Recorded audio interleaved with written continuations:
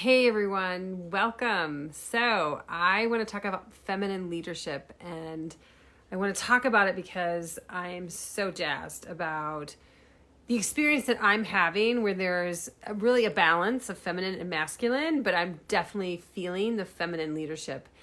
And I think I'm going to do several Facebook Lives on this because we can really learn what this means. And there are incredible, strong, decisive leaders in our group, in this organization that I'm working with, and they are doing amazing things with their lives, and they're getting stuff done, and they're being supportive along the way. And so some of the aspects that I see with feminine leadership, effective feminine leadership, are the following. So we respect people's desires, people's choices. We respect people's choices. So when people want to make a choice that maybe isn't, the best for the organization, but it requires them to go in a different direction, for example, we send them away with love and gratitude and real appreciation for their contribution. So that's one thing, that we get to choose, and we get to choose what's right for us. It's amazing. And so appreciation is another one. There is a lot of appreciation in feminine leadership and celebration of the things that are going well in our lives, that we get to celebrate the small steps, not just like 20 years in the organization and yay, but it's just like, oh my God, I had my first call yesterday. Like, celebrating and recognizing people for the steps that they're making is a huge piece of feminine leadership, effective feminine leadership. Support for people as well. If people need to go away for a while, we're all entrepreneurs, so it's not like, someone is ruining our business if they're not doing their work or something like that. So this is a collective of entrepreneurs. And so if somebody says, I need to just not show up for a while, that's awesome. Good for you. We all have those moments in our lives, right? As a mother, as a leader in my home, there are days, there are weeks, there are sometimes months where I just disappear because my family's needs are so big that these days it's not months so much anymore, but my family's needs can get so big that I just can't show up anymore.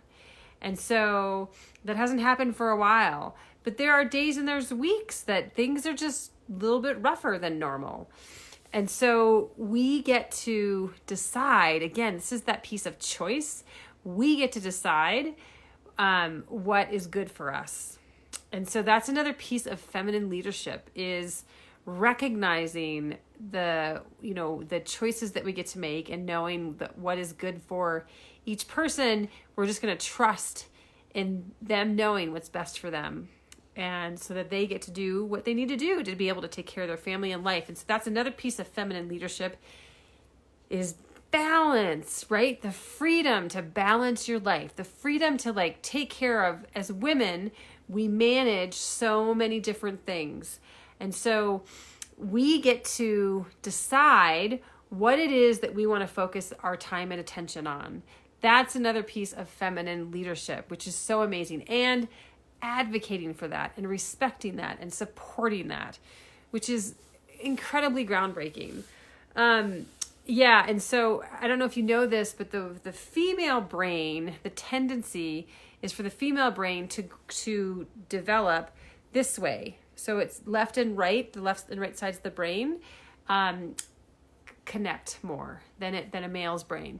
A male's brain tends to connect more from the brainstem up, back here in this area. That's why men tend to be, and this is just a generalization, but they tend to be more physical. They might have more aggression. Not that they're aggressive to society, but they have aggressive tendencies, right? Like, they tend to you see boys and they're young and growing up, they're very, very physical. And women tend to network with one another. They communicate more. That's why the left and right side of our brain, and I don't know what comes first.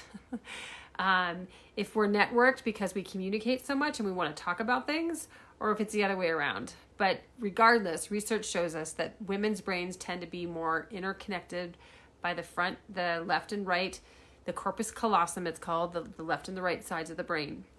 And so what that allows us to do is it allows us to manage all these different pieces out there and make a decision on what we want to handle in that moment.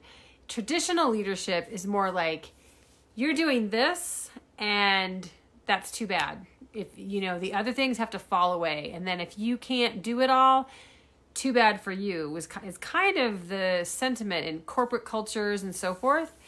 In an entrepreneurial culture with feminine leadership being strong, and because I don't want to say that we get rid of masculine leadership either, but feminine leadership being strong, we get to manage and balance all these things to the extent that we want to, which is so incredible. So that's the piece of support that I find incredible, of like, you know what, my family needs to be outside today and we need to take the half a day off or something. Or, you know what, I need to, hi Rowena, so it's just, yeah, or I need to spend time with my kids and I decide to do that. Or I need to spend time taking care of my home and I need to do that. Or I need to spend time working. The other thing that I've really seen with women, this is the tendency of a masculine leadership though, is to get things done. Holy cow, women are so capable of getting things done, and definitely seen in that in our group as well. We get a ton of stuff done and there is no slack. There is a lot of motivation, and women are amazing because we're such good communicators. We are amazing at motivating one another because we're connected. The research shows that the main factor that supports motivation is feeling connected. So women are connected, and we're able to, communicate well too. So in terms of motivation, women tend to be incredibly strong with motivation. So growth. Okay, this is a whole big topic too. So growth. So I might take these topics one by one and talk about them, because I think effective feminine leadership is incredible. It's not not talked about enough, right? And so growth, women tend to can look really well at a big picture, whereas men tend to be more narrow. And again, these are generalizations, and I hate to be making generalizations, but I am talking about aspects of femininity and aspects of masculinity. So because women can have this broad view of things, because we're integrated left and right brain, we have this ability to look at growth at a bigger picture.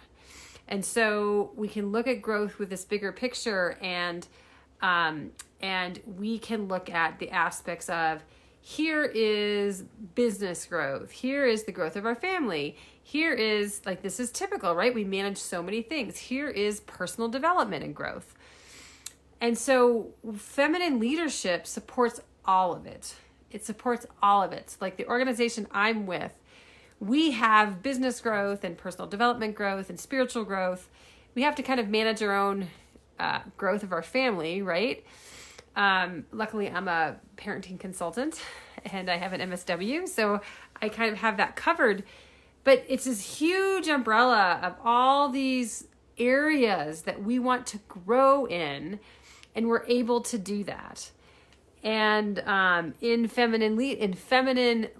effective feminine leadership, we allow for growth in all these areas and choice in terms of where you want to grow. So I don't want to make this very long, but I wanted to touch on these big ideas around effective feminine leadership, which is massive.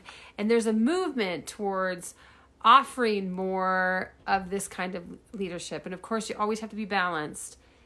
And we have been imbalanced forever. And we are able now to put in strong feminine leaders who can really support not only high profit, but also, massive human development and community development. That's another aspect of effective feminine leadership, is community. We care about community and we nurture community, and we know how to do that. So there's all these pieces to effective feminine leadership. And I'm going to be talking about this in the days to come, where I'll get more into detail about it, but empowerment too, respect, and there's all these things. So I just wanted to kind of lay out some big ideas around effective feminine leadership so you can look for more from me. And and so I hope to see you again in the days to come. So thank you so much for being here, and I hope you have a beautiful, amazing day. Bye.